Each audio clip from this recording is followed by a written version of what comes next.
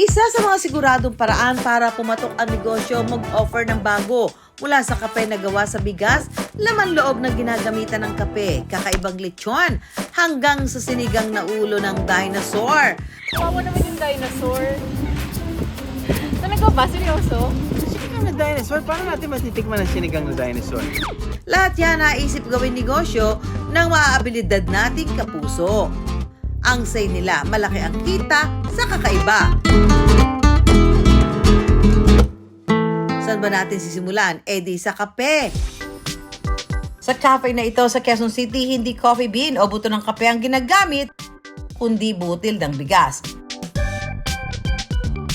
Ito raw ang main ingredient ng mga produkto ng 44 years old na si Joseph. We come up with this idea na bakit hindi natin ibalik yung nakaraan. Binusang bigas talaga ang ating kape.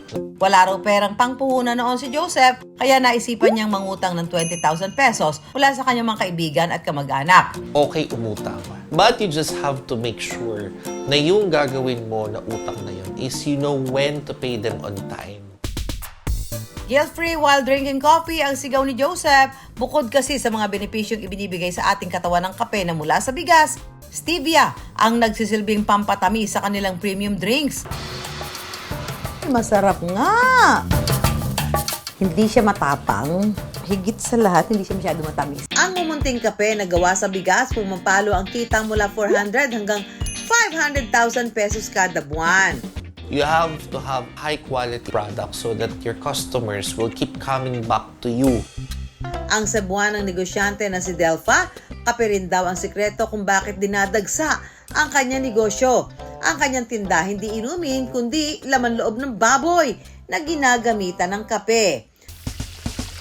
Ang kanilang bestseller, itong tumbong o puwita ng baboy. Pero, hep, wag mandiri ha, mabusisi nila itong inihahanda. Kaya ang resulta, bestseller ng Delfas Tunggolan ang tumbong. Lagi kong in-order yung tumbong. Hindi ko ma-explain kasi masarap pa. Masarap lang. Sausawa na may sibuyas, patisili at kalamansi. Uhugasan ng 4 na beses sa mga laman loob o hanggang luminaw na ang tubig. Habang ang tumbong isa-isang babaliktarin para siguradong malinis. Labas hanggang loob.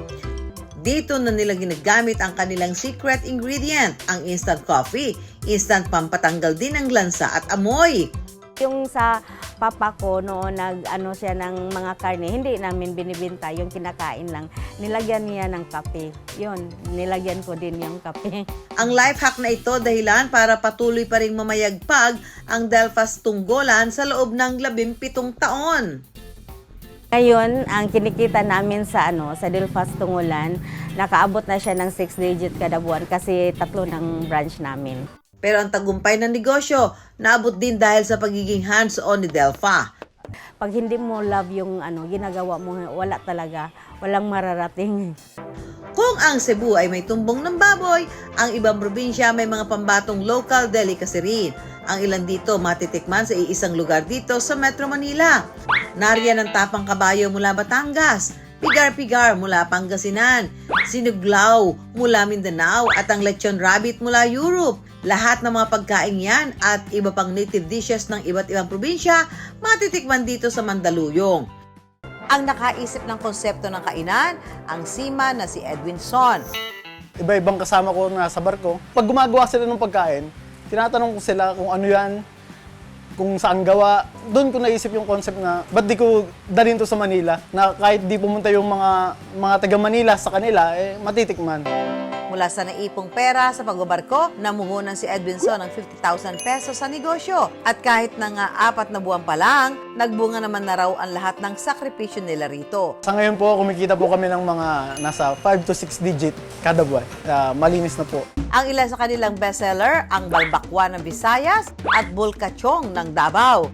Pero sa lahat ng mga produkto nila, ang lechon rabbit daw ang pinaka-kakaiba. Ayon sa mga pag-aaral, healthier option din daw ang rabbit meat dahil mas mataas ang nakukuha ritong protina pero mas mababa ang fat. Ang kanilang mga produkto mabibili ng 128 hanggang 148 pesos. Only rice na raw yan. Yung order ko is yung tapang kabayo. Yung lasa naman niya is masarap. Parang wala namang pinagkaiba yung sa chicken at saka sa rabbit, parang same lang po yung lasa. Masarap po. Talaga babalikan mo.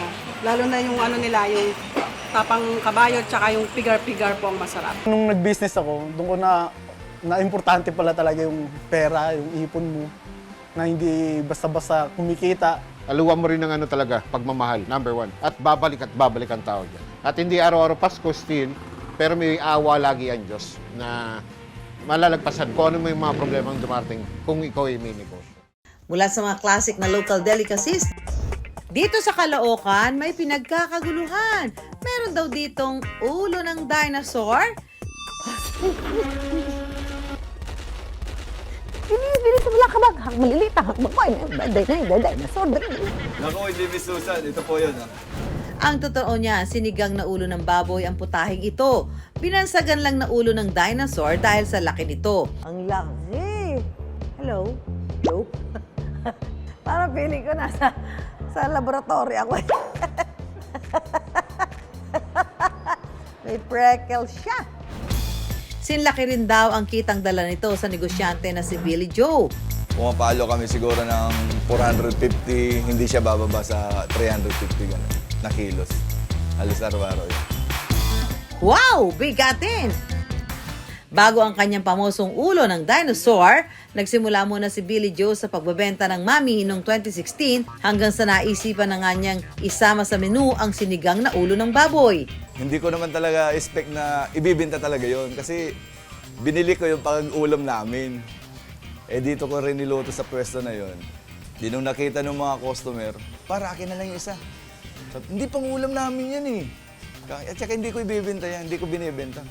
Sige na, para matikman namin, gumagano sila di.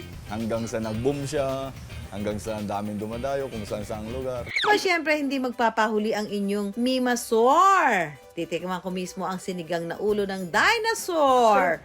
Malinamnam siya, yung sabaw niya. Is malinamnam. Pwede to, pwede. Masarap pagtanghalian to, masarap pagtanghalian. Ayun o. Ay, solid ang laman. Talagang hindi ako magtataka ko ito'y dinudumog ang ulo ng dinosaur. Ang laki ng mata.